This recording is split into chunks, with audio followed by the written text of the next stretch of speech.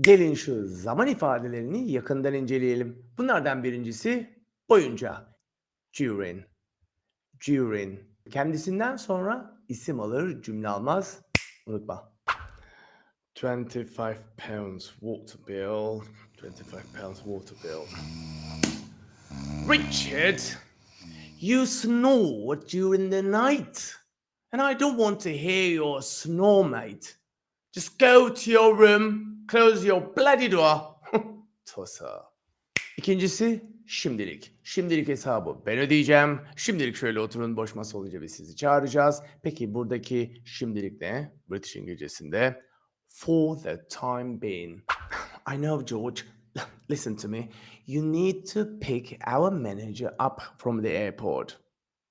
But you go there for the time being. I swear to God, I will go there next time. Okay? 3. Geçen gün Tom'u gördüm. Geçen gün sinemaya gittim. The last day değil. Hep bu hatayı yapıyorsunuz. Geçen gün İngilizce'de the other day. Who saw me at the shopping center the other day? Who? Richard? Hang on a second.